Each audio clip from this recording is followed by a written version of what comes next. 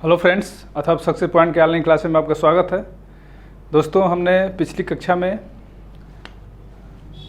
राष्ट्रीय मानवाधिकार आयोग के बारे में चर्चा की थी। राष्ट्रीय मानवाधिकार आयोग, आज हम उसके कुछ शेष प्रावधानों पर चर्चा करेंगे। राष्ट्रीय मानवाधिकार आयोग, दोस्तों, राष्ट्रीय मानवाधिकार आयोग एवं राज्य मानवाधिकार आयोग के संरचना और उनके कार्यप्रणाली के बारे में हम जान चुके हैं। किस तरह से वो कार्य करते हैं और किस तरह से मानव अधिकारों का संरक्षण करते हैं, उनमें क्या इनका योगदान है, ये सब कुछ हम देख चुके हैं। और कितने अध्यक्ष, कितने सदस्य होते हैं, ये भी हम जान चुके हैं। लेकिन केंद्र सरकार द्वारा राष्ट्रीय मानवाधिकार संरक्षण अधिनियम, राष्ट्रीय मानवाधिकार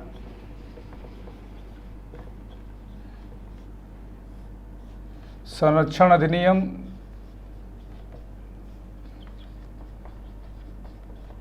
1993 में एक बार फिर संशोधन किया है वर्ष 2019 में। 2000 राष्ट्रीय मानवाधिकार आयोग संरक्षण अधिनियम में 1993 के बाद बनने के अधिनियम गठित होने के बाद 2006 में संशोधन किया गया। एक और संशोधन 2019 में अभी किया गया है। तो 2019 के संशोधन अधिनियम में मानवाधिकार आयोग के काफ़ी संरचना में काफ़ी कुछ बदलाव किया गया है और उनके सदस्यों की संख्या में भी बदलाव किया गया है। इसलिए हम मानवाधिकार संरक्षण अधिनियम में संशोधन जो हुए हैं 2019 में, इसे हम विधिवत आज देखेंगे और क्या क्या बदलाव हुए हैं और राष्ट्रीय मानवाधिकार आयोग एवं राज्य मानवाधिकार आयोग के सदस्यों की संख्या कितनी बढ़ाई गई, कितनी घटाई गई है, इस पे आज हम चर्चा करेंगे। तो आइए शुरू करते हैं। राष्ट्रीय मानवाधिकार संरक्षण अधिनियम, राष्ट्रीय मानवाधिकार संरक्षण संशोधन अधिनियम 2019, ठीक है, इस पे हम चर्चा कर लेते हैं। 2019 दोस्तों, ये बदलाव क्यों किया गया है, इसके बारे में थोड़ा जान लेते हैं। राष्ट्रीय मानवाधिकार संरक्षण अधिनियम 1993 में राष्ट्रीय मानवाधिकार आयोग एवं राज्य मानवाधिकार आयोग का गठन किया गया था, ये हम जानते हैं, ठीक है। ये 1993 के अधिनियम द्वारा ये दोनों आयोग जो है गठित किए गए थे, राष्ट्रीय मानवाधिकार आयोग एवं राज्य मानवाधिकार आयोग। तो इसके बाद जो है निरंतर चलते रहे। इन्होंने काफ़ी मानवाधिकार के संरक्षण में काफ़ी अच्छे कार्य किए हैं, काफ़ी बड़ी बड़ी उपलब्धियां इन्होंने हासिल करी है। फिर भी राष्ट्रीय मानवाधिकार आयोग की आलोचना अक्सर की जाती रहती है कि राष्ट्रीय मानवाधिकार आयोग केवल सलाहकारी संस्था है, केवल सलाह दे सकता है, किसी प्रकार का कोई दंड देने का अधिकार नहीं है इसे। इसकी जो है कुछ आलोचनाएं जो होती थी उस पर हम चर्चा कर लेते हैं कि आलोचनाएं क्या क्या थी। पहली आलोचना ये थी कि केवल ये सलाहकारी संस्था है, यानी केवल सलाह देने का कार्य ही ये मानवाधिकार आयोग करता है, केवल सलाह और सुझाव देता है, इसलिए कोई बहुत प्रभावी जो है इसकी भूमिका नहीं है। दूसरा, इसके सलाह जो है बाध्यकारी नहीं होते, इसके जो सलाह हैं वो भी बाध्यकारी नहीं होते हैं। यानी एक सलाहकारी संस्था है और जो ये सलाह देती है मानवाधिकारों को उल्लंघन के मामले में, उस पर कोई सुनवाई करना या राज्य सरकार को मानना अनिवार्य नहीं होता। यानी ये बाध्यकारी सलाह नहीं होते हैं इसके। ये एक सलाह केवल एक सुझाव के रूप में दिए जाते हैं, अगर सरकार चाहे तो माने, न चाहे तो न माने। इसलिए इस संस्था की आलोचना की जाती है। तीसरी आलोचना ये होती है कि इसे सिविल न्यायालय के अधिकार प्राप्त हैं। आप जानते हैं, हमने इस पर चर्चा की थी। सिविल न्यायालय के अधिकार, सिविल न्यायालय के अधिकार प्राप्त है, इसका मतलब ये है कि ये किसी को दंड देने का अधिकार नहीं रखता है, दंड देने का अधिकार नहीं है, यानी अधिकार नहीं है। यानी राष्ट्रीय मानवाधिकार आयोग एवं राज्य मानवाधिकार आयोग मानवाधिकार संरक्षण, मानवाधिकार मानवाधिकारों को उल्लंघन में किसी प्रकार का अगर दोष पाता भी है आयोग, तब भी जो है ये दंड देने का अधिकार इसके पास नहीं है। यानी ये तमाम आलोचना है, तीनों तरह की आलोचनाएं होती है कि ये सलाहकारी संस्था है, सलाह इसके बाध्यकारी नहीं है और इसे दंड देने का अधिकार नहीं है। ठीक है, तो इन आलोचनाओं के संदर्भ में और इसके साथ अभी वर्ष 2018 में राष्ट्रीय मानवाधिकार आयोग की 25वीं वर्षगांठ मनाई गई। ठीक है, 25वीं वर्षगांठ मनाई गई। तो 25 साल पूरे होने के बाद भी इस आयोग की आलोचनाएं होती हैं, तो सरकार ने सोचा होगा या सरकार को लगा हो कि इस पर कुछ सुधार आवश्यक है, इसलिए इन्होंने मानवाधिकार संरक्षण अधिनियम संशोधन अधिनियम 2019 को संसद में लाया और पारित करवाया। तो इसमें क्या क्या प्रावधान है, और इसके साथ साथ जो है मानवाधिकार आयोग की आलोचनाओं के साथ साथ दो जो है अंतर्राष्ट्रीय स्तर पे और राज्यों के स्तर पे दो सुझाव भी आए थे। उन सुझावों को अमल में लाने के लिए भी ये संशोधन किया गया है। अंतर्राष्ट्रीय स्तर पे क्या है, पेरिस सिद्धांत।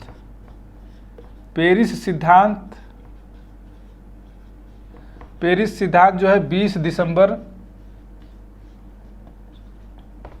1993 को लागू हुआ। यानी पेरिस सिद्धांत जो है संयुक्त राष्ट्र संघ द्वारा, यूएनओ द्वारा मानवाधिकारों के संरक्षण के लिए वैश्विक स्तर पे पेरिस सिद्धांत को मान्यता दी गई। और इस पेरिस सिद्धांत के तहत कहा गया कि सभी देश मानवाधिकार आयोगों का गठन करेंगे। ठीक है, ये सभी देशों को कहा गया कि मानवाधिकार आयोग का गठन करें। यानी प्रत्येक देश का एक कर्तव्य है या अनिवार्य है कि वो अपने यहाँ मानवाधिकार आयोगों का गठन करे। ये इसके प्रावधान थे पेरिस सिद्धांत के। इस दूसरा प्रावधान क्या था इसमें, दूसरा प्रावधान ये था कि जो मानवाधिकार आयोग होंगे वो कैसे होंगे, स्वतंत्र होंगे, स्वायत्त होंगे। ठीक है, अर्थात जो सभी देश मानवाधिकार आयोग का गठन करेंगे और वो आयोग कैसे होंगे, स्वतंत्र एवं स्वायत्त होंगे। ठीक है, तो हमारे यहाँ भी इन सिद्धांतों को लेकर के जो है कुछ आलोचनाएं अंतर्राष्ट्रीय स्तर पे जो दबाव पड़ रहे थे सरकार के ऊपर, अंतर्राष्ट्रीय दबाव या अंतर्राष्ट्रीय जो है कुछ अभिसमय है, अंतर्राष्ट्रीय अभिसमयों को पालन करने के लिए ये जो इंटरनेशनल दबाव पड़ रहा था भारत सरकार पे, तो उन अभिसमयों में यानी इंटरनेशनल कन्वेंशन के पालन के संदर्भ में और इसके अलावा इनके अंतर्राष्ट्रीय दबाव के साथ साथ भारत की राज्य सरकारों का भी दबाव सरकार पे या राज्य सरकारों के कई प्रस्ताव जो है सरकार के पास पहुंचे। उन्होंने क्या प्रस्ताव रखा है, इस पे भी हम चर्चा कर लें। सरकार जो राज्य सरकारें हैं उन्होंने ये कहा कि जो अनिवार्यता रखी गई है कि जो स्टेट ह्यूमन राइट्स कमीशन है इसका जो अध्यक्ष होगा वो केवल हाई कोर्ट का चीफ जस्टिस होता है, ये आप जानते हैं। यानी जो राज्य मानवाधिकार आयोग का अध्यक्ष होगा वो हाई कोर्ट का मुख्य न्यायाधीश होगा। तो ऐसे में राज्य सरकारों ने ये सुझाव सरकार के पास भेजा, केंद्र सरकार के पास, कि हमें योग्य उम्मीदवार के चयन में बड़ी कठिनाई होती है। जैसे जितने हमारे आपको पता है कि हमारे जो न्यायपालिका है, न्यायपालिका में क्या होता है, न्यायपालिका में जजों की जो नियुक्ति होती है, इनकी जो नियुक्ति होती है न्यायाधीश के पद पे या मुख्य न्यायाधीश के पद पे, वो वरीयता क्रम या वरिष्ठता क्रम के आधार पे होती है। तो ऐसे में वरिष्ठता क्रम के आधार पे होना, वरिष्ठता क्रम के आधार पे जो नियुक्ति मुख्य न्यायाधीश की होती है, तो जरूरी नहीं कि वो व्यक्ति बहुत सक्षम और योग्य ही हो। वो अपने वरीयता क्रम के आधार पे बन तो गया, लेकिन उसके बाद जो है अगर वो मानवाधिकार से संबंधित विशेष अनुभव न रखता हो तो हमारे यहाँ जो ये बंधन है कि अध्यक्ष जो है मुख्य न्यायाधीश ही होगा सेवानिवृत्त। तो इस वजह से मान लीजिए कि वो बहुत विशेष अनुभवी हो न हो मानवाधिकार के संरक्षण के अधिनियम, मानवाधिकार संरक्षण के संदर्भ में, और उसके साथ साथ अगर उसका उसकी रुचि न हो इस पद पे कार्य करने की, तो ऐसे में राज्यों को जो है इस राज्य मानवाधिकार आयोग के अध्यक्ष के चुनाव में बड़ी कठिनाई होती है। ये राज्यों ने सुझाव दिया था केंद्र सरकार को। तो ये दोनों प्रकार के अंतर्राष्ट्रीय दबाव और राज्यों के सुझाव और जो है मानवाधिकार आयोगों के कार्य के प्रति जो आलोचनाएं होती रहती थी विद्वानों के द्वारा, इन तमाम कारणों को देखते हुए सरकार ने ये राष्ट्रीय मानवाधिकार संरक्षण अधिनियम संशोधन अधिनियम 2019 पारित किया।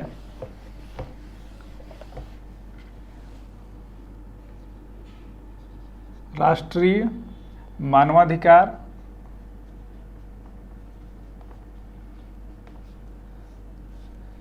संरक्षण संशोधन अधिनियम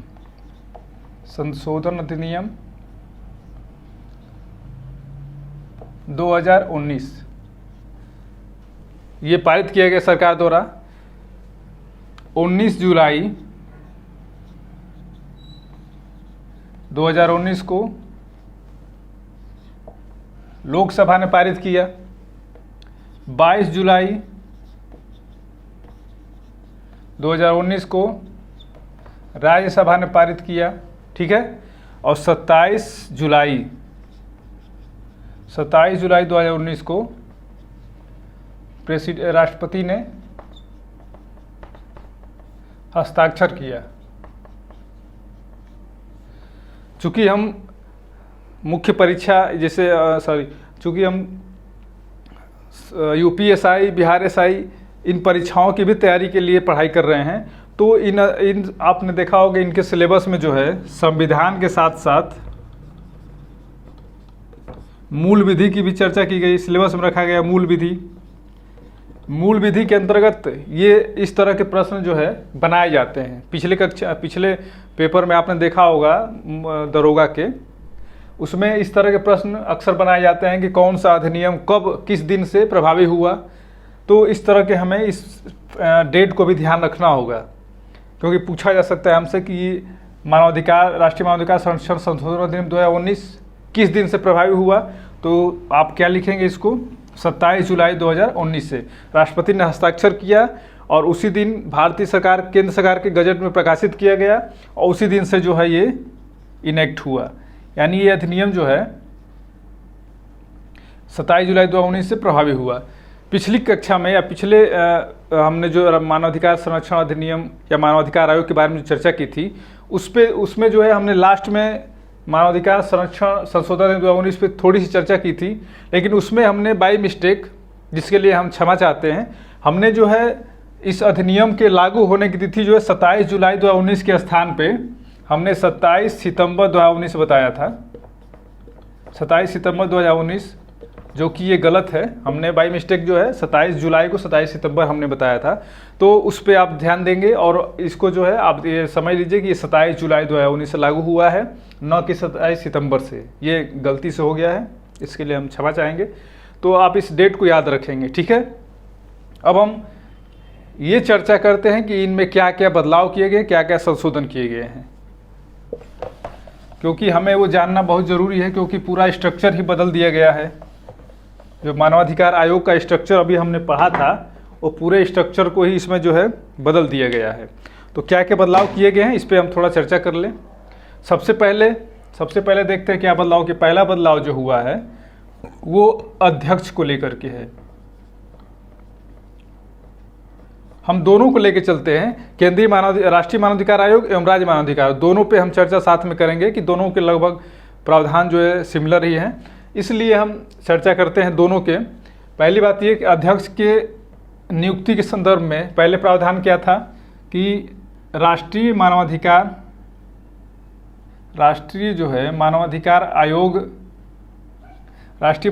आयोग के अध्यक्ष की नियुक्ति जो है वो कौन होता है, तो सेवानिवृत्त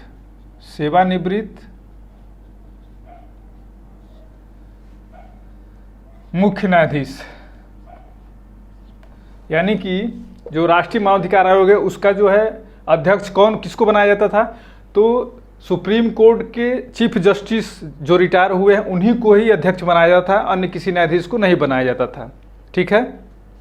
इसी तरह से जो राज्य मानवाधिकार आयोग है, इसमें क्या प्रावधान था कि सेवानिवृत्त मुख्य न्यायाधीश हाई कोर्ट, यानी जो राज्य मानवाधिकार आयोग का अध्यक्ष होता था वो हाई कोर्ट का सेवानिवृत्त मुख्य न्यायाधीश ही होता था, कोई अन्य न्यायाधीश नहीं बनाया जाता था। ये प्रावधान पहले थे। अब इसमें जैसे कि राज्यों ने सुझाव दिया था कि हमें योग्य व्यक्ति नहीं मिल पाते नियुक्ति के लिए, इन तमाम बातों पर ध्यान देते हुए ये परिवर्तन किया गया है कि जो ये मुख्य न्यायाधीश की जो बात की गई है इसमें परिवर्तन किया गया है। अब ये प्रावधान किया गया कि जो राष्ट्रीय मानवाधिकार आयोग एवं राज्य मानवाधिकार आयोग के अध्यक्ष होंगे वो जरूरी नहीं कि जो है मुख्य न्यायाधीश ही हों, मुख्य न्यायाधीश की जगह पे कोई अन्य न्यायाधीश भी हो सकते हैं, लेकिन वो सेवानिवृत्त होंगे। सेवानिवृत्ति में कोई बदलाव नहीं किया गया है। अर्थात जो है अब प्रावधान ये हो गया है कि सेवानिवृत्त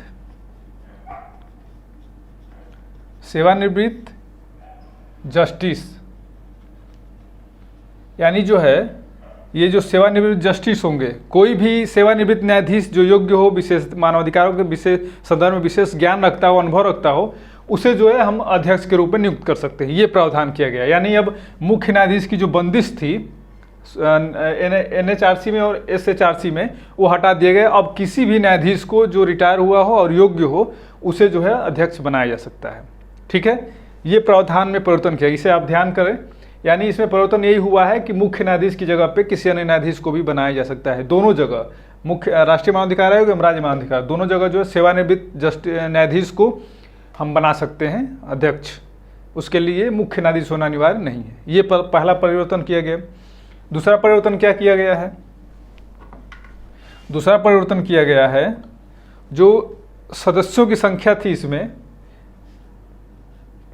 NHRC जो राष्ट्रीय मानवाधिकार आयोग था उसमें हमने आपने ध्यान दिया होगा, हमने पढ़ा था कि इसके जो 2 सदस्य हैं जो मानवाधिकार से विशेष संबंध रखते हैं, मानवाधिकार के जो विशेषज्ञ होते थे, ठीक है,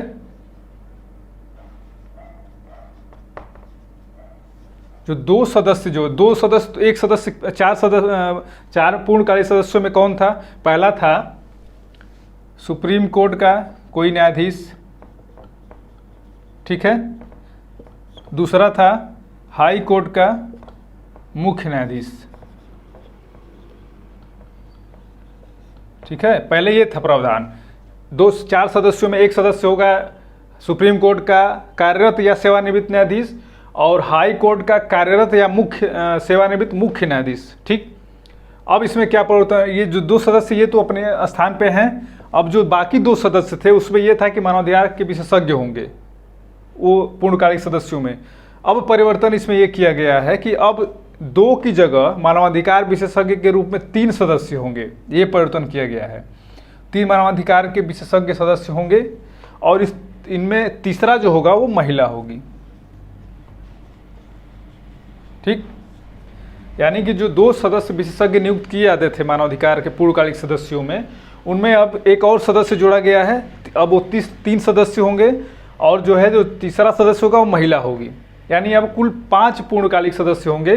पहला सुप्रीम कोर्ट का न्यायाधीश सेवानिवृत्त या कार्यरत, दूसरा हाई कोर्ट का मुख्य न्यायाधीश सेवानिवृत्त या कार्यरत और जो 3 होंगे वो विशेषज्ञ होंगे मानवाधिकार के, और जो तीसरा होगा वो एक महिला होगी, उसे भी विशेष अनुभव होगा मानवाधिकार के संदर्भ में, ठीक है। ये आपने समझ लिया। ये दूसरा परिवर्तन है पूर्णकालिक सदस्यों के रूप में, ठीक है। मिटा दिया जाए इसे। तीसरा परिवर्तन जो किया गया है, जो तीसरा परिवर्तन है वो पदेन सदस्यों को लेकर के है। जो पदेन सदस्य हैं इनको लेकर के भी एक परिवर्तन किया गया है। अभी हमने पूर्णकालिक सदस्यों के बारे में देखा कि अब उनकी संख्या 4 की जगह 5 हो जाएगी और जो पांचवा व्यक्ति होगा वो एक महिला होगी, ठीक है। अब पदेन सदस्यों में क्या परिवर्तन किया गया है? पदेन सदस्यों में हम जानते हैं, पहले हमने क्या देखा था? पहले हमने देखा था कि अनुसूचित जाति आयोग, अनुसूचित जनजाति आयोग ठीक है, राष्ट्रीय महिला आयोग,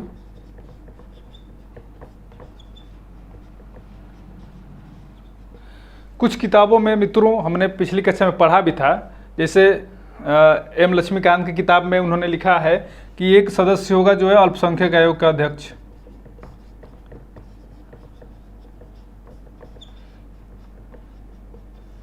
कई जगहों पे ये नहीं मिलता, केवल इन्हीं तीनों की चर्चा हो रही है, तो हम भी इन्हीं तीनों पे चर्चा करें। कौन कौन होगा? राष्ट्रीय अनुसूचित जाति आयोग का अध्यक्ष, राष्ट्रीय अनुसूचित जनजाति आयोग का अध्यक्ष, राष्ट्रीय महिला आयोग का अध्यक्ष।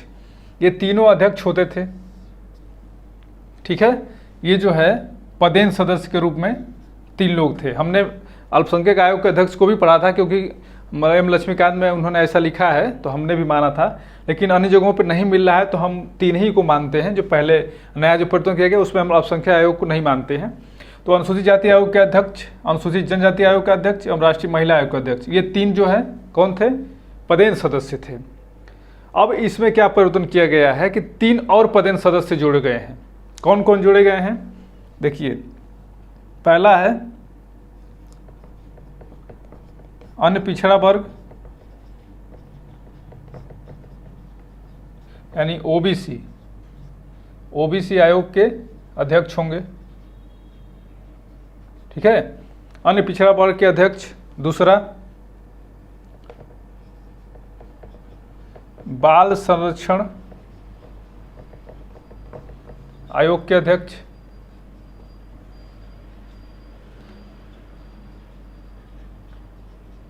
ठीक है। और तीसरा कौन होगा? दिव्यांगजन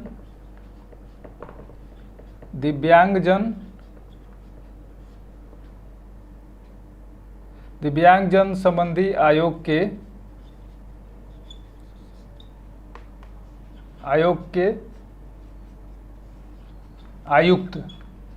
इन्हें आयुक्त कहा जाता है, कमिश्नर कहा जाता है, उन्हें अध्यक्ष नहीं कहा जाता। तो 3 पहले थे, अब 3 जो है और जुड़ गए हैं। अर्थात इसमें जो हमने पहले पढ़ा था अल्पसंख्यक आयोग के अध्यक्ष, उन्हें अन्य किताबों में अन्य जगहों पर नहीं मिल रहा है, तो हम भी मान के चल रहे हैं कि 3 ही थे। देखिए, अब पहले क्या था? अनुसूचित जाति आयोग के अध्यक्ष, अनुसूचित जनजाति आयोग के अध्यक्ष, राष्ट्रीय महिला आयोग के अध्यक्ष, ये 3 पहले थे, 3 और जुड़ गए हैं। कौन? अन्य पिछड़ा वर्ग के आयोग के अध्यक्ष, ओबीसी वर्ग के आयोग के अध्यक्ष, बाल संरक्षण आयोग के अध्यक्ष और दिव्यांग जन संबंधी आयोग के आयुक्त। ये 3 लोग और ये तीनों जो है पदेन सदस्य के रूप में, यानी अब पदेन सदस्यों की संख्या कितनी हो गई? 6 हो गई। पूर्णकालिक सदस्यों की संख्या कितनी हो गई? 5 हो गई। ये हमें याद रखने की बात है। अगर संख्या भी पूछा जाता है तो हम इजीली इसको बता सकते हैं कि पूर्णकालिक सदस्य कितने हो रहे हैं। पूर्णकालिक सदस्य जो है पहले जो है 4 थे, अब कितने हो गए? 5। और पदेन सदस्य कितने हो गए? तो पदेन सदस्य हैं ये हो गए 6, यानी पूर्णकालिक सदस्यों से अधिक जो है पदेन सदस्य हो गए। ये हमें ध्यान रखने वाली बात है, ठीक है। इतना जो है सदस्यों की संख्या में बदलाव किया गया है, ठीक है। समझ गए आप? मिटा दिया जाए। इसके बाद ये तो था सदस्यों की संख्या को लेकर के। अगला परिवर्तन क्या किया गया है ये भी हम जान लें। दोस्तों, जैसे हमने पढ़ा था कि आयोग एवं सदस्यों के कार्यकाल को लेकर के जो उसमें बंदिश थी कि 5 साल की बात की गई थी, तो उसमें भी कुछ परिवर्तन किए गए हैं। इसको हम देखते हैं कार्यकाल के जो हम संदर्भ में क्या परिवर्तन किए गए हैं। कार्यकाल, पहले कार्यकाल क्या था? अध्यक्ष एवं सदस्यों का, अध्यक्ष एवं सदस्यों का कार्यकाल जो है आप जानते हैं कितना था? 5 वर्ष या 70 वर्ष की आयु, यानी 5 वर्ष या 70 वर्ष की आयु में जो भी पहले पूरा हो वो जो है वही उनका कार्यकाल होता था। या तो 70 वर्ष की आयु पूरी हो जाए उनकी, या 5 वर्ष उन्होंने कार्यकाल पूरा कर ले। ये पहले था। अब परिवर्तन क्या किया गया है? परिवर्तन ये किया गया है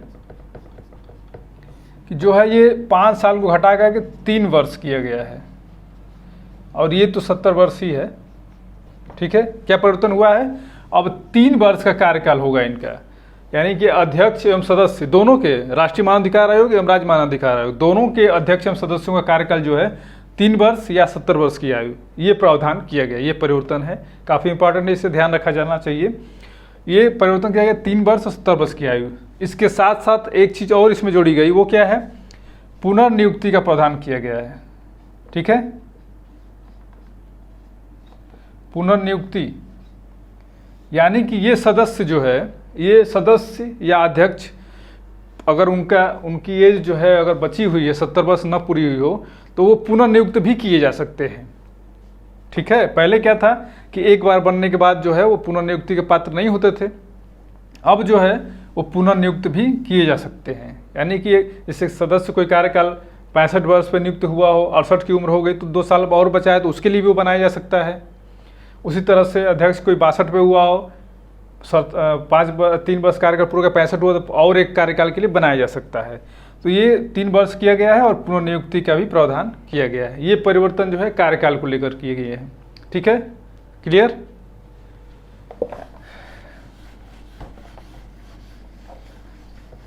जो अगला परिवर्तन है उसमें क्या कहा गया है कि जो राष्ट्रीय मानवाधिकार आयोग है और जो राज्य मानवाधिकार आयोग है, जो इनके सचिव हैं, ठीक है, जो इनके सचिव होते थे, इनके कर्तव्य एवं शक्तियों के प्रति भी कुछ परिवर्तन किए गए हैं। पहले क्या था कि जो दोनों के जो सचिव हैं, इन्हें जो अध्यक्ष के अंतर्गत जो अध्यक्ष इन्हें कार्य सौंपता था, अध्यक्ष द्वारा प्राप्त कार्य, यानी जो अध्यक्ष या अध्यक्ष के अंडर में काम करते थे, जो मानवाधिकार आयोग के अध्यक्ष द्वारा जो कार्य इन्हें मिलता था वही कार्य ये संपन्न करते थे। दोनों जगह के दोनों मानवाधिकार आयोग के सचिव जो कार्य अध्यक्ष सौंपते थे उसी कार्य को ये लोग करते थे। अब क्या किया गया अब इनमें परिवर्तन क्या किया गया है कि अध्यक्ष के अंडर में ये कार्य करेंगे, लेकिन जो कार्य देंगे केवल वही कार्य नहीं करेंगे, इसके अलावा ये जो है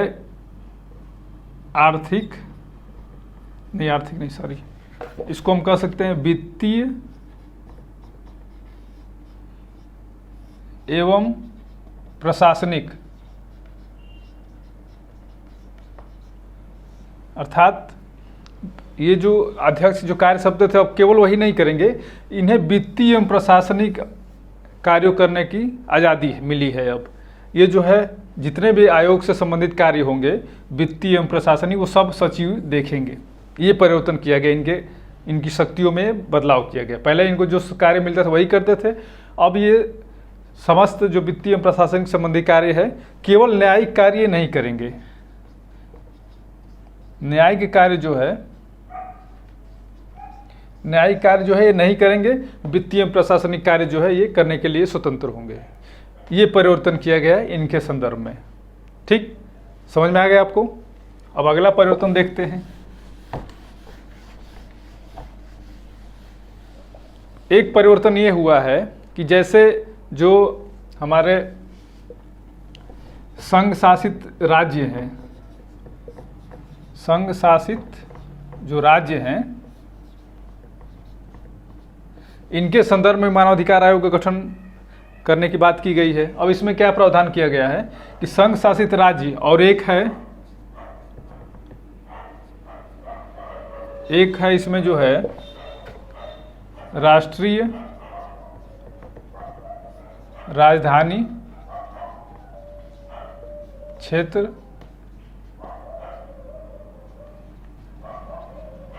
नई दिल्ली, यानी कि जो संघ शासित राज्य हैं और राष्ट्रीय राजधानी क्षेत्र दिल्ली की, नई दिल्ली की बात जो हम कर रहे हैं, दिल्ली की बात कर रहे हैं, ठीक है। इसमें एक प्रावधान ये किया गया है कि जो राष्ट्रीय राजधानी क्षेत्र दिल्ली है, यानी जो दिल्ली संघ शासित जो राज्य है, दिल्ली राज्य जो है, इसके जो मानवाधिकार से संबंधित जो कार्य होंगे वो कौन देखेगा? राष्ट्रीय मानवाधिकार आयोग। पहले क्या था कि राष्ट्रीय मानवाधिकार आयोग राष्ट्रीय राजधानी दिल्ली और अन्य संशासित क्षेत्रों के भी कार्यों, मानवाधिकार संबंधी कार्यों को देखता था, वही इनके कार्यों को अपने निगरानी में करवाता था। लेकिन अब क्या किया गया है कि जो राष्ट्रीय राजधानी क्षेत्र दिल्ली है उसके जो कार्य होंगे वो राष्ट्रीय मानवाधिकार आयोग देखेगा, लेकिन जो अन्य संघ शासित राज्य हैं वो जो है राज्य मानवाधिकार आयोगों को सौंपे जा सकते हैं। अर्थात अब जो है केंद्रीय जो राष्ट्रीय मानवाधिकार आयोग है वो केवल दिल्ली संघ शासित क्षेत्र के बारे में ही ध्यान रखेगा, उनके मानवाधिकार संबंधित कार्यों को देखेगा। अन्य जो संघ शासित राज्य हैं उनके संदर्भ में जो कार्य होगा वो राज्य मानवाधिकार संरक्षण आयोग को सौंपे जा सकते हैं। ये परिवर्तन किया गया है। या तो इनमें राज्य मानवाधिकार आयोग का गठन किया जाएगा या फिर अन्य राज्य आयोगों को जो है ये कार्य इनके सौंपे जाएंगे। अर्थात अब सभी संघ शासित राज्यों के कार्य को राष्ट्रीय मानवाधिकार आयोग नहीं देखेगा, वो केवल दिल्ली के संदर्भ में ही देखेगा। बाकी जो अन्य संघ शासित राज्य थे तो उनके संदर्भ में राज्य मानवाधिकार आयोग का गठन किया जाएगा या फिर अन्य राज्यों के राज्य मानवाधिकार आयोगों को सौंपे जा सकते हैं कार्य। ये परिवर्तन जो है लेकर के इनके संदर्भ में किए गए हैं। ठीक है, तो ये तमाम जो परिवर्तन किए गए हैं, इसके बावजूद जितनी आलोचनाएं होती थी उन आलोचनाओं के संदर्भ में इसमें कोई कार्य नहीं किया गया। जैसे पहले जो विद्वान थे वो मांग कर रहे थे कि इन्हें कोई दांडिक या कोई अन्य अधिकार सौंपे जाए। जैसे क्या क्या इनकी सीमाएं थी? पहली सीमा ये थी, जो मानवाधिकार आयोग की सीमाएं हैं, जो लिमिटेशंस है इनकी जो लिमिटेशंस वो क्या थी? पहले ये थी कि ये केवल एक वर्ष में घटित घटनाओं को ही चेक करेंगे।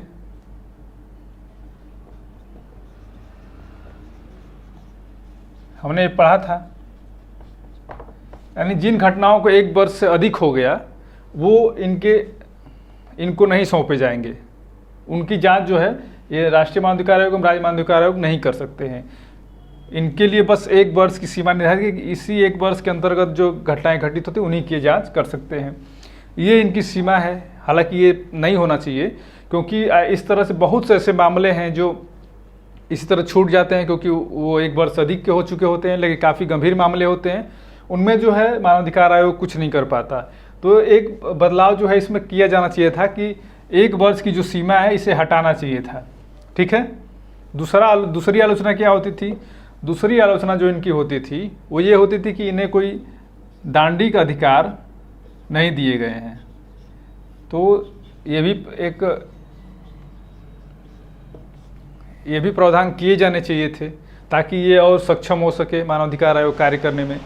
तीसरी जो आलोचना होती थी ये कि इनके जो सुझाव हैं, ये जो सुझाव हैं या जो इनकी सिफारिशें हैं,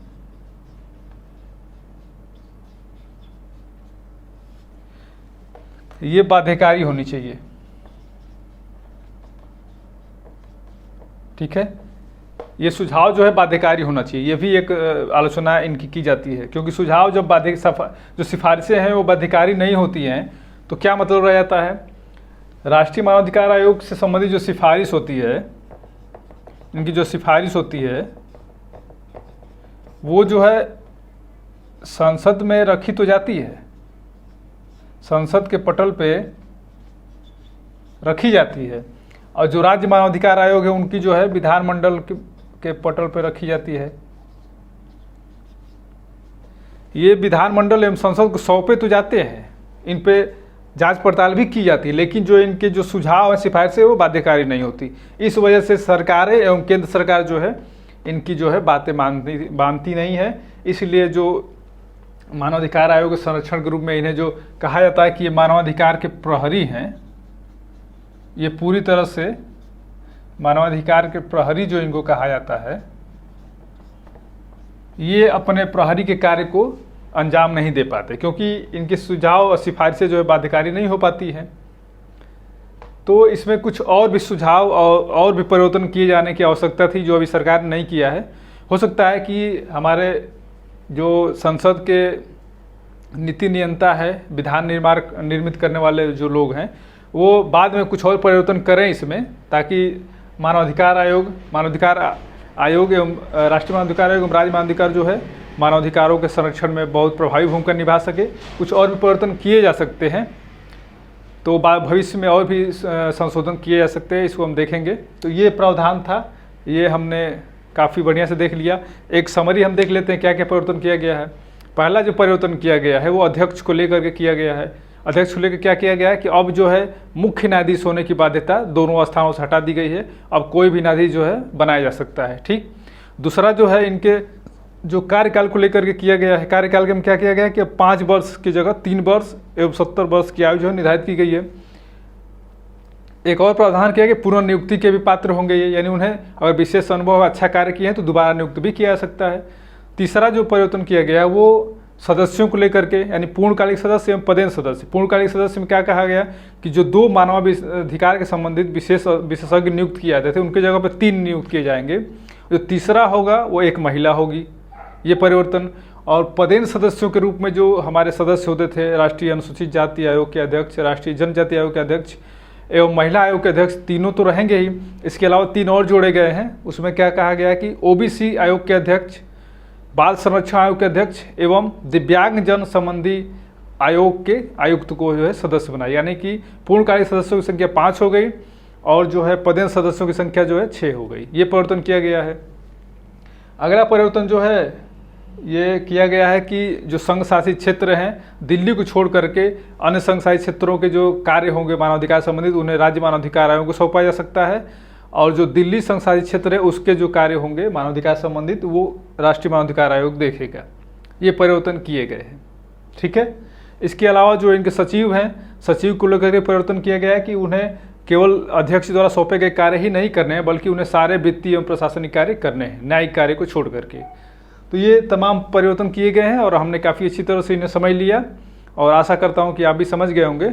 तो इस तरह से हमने अभी तक जितने भी टॉपिक पढ़े हैं, एक बार इन जितने टॉपिकों से संबंधित जितने प्रश्न आए हुए हैं उन प्रश्नों पे हम एक लेक्चर में चर्चा कर लेंगे। उन प्रश्नों के हर स्वरूप को समझ लेंगे, क्या क्या प्रश्न कैसे पूछे जाते हैं, ताकि परीक्षा के संदर्भ में हम काफ़ी अच्छा कर सकें। तो मिलते हैं अगली क्लास में। धन्यवाद।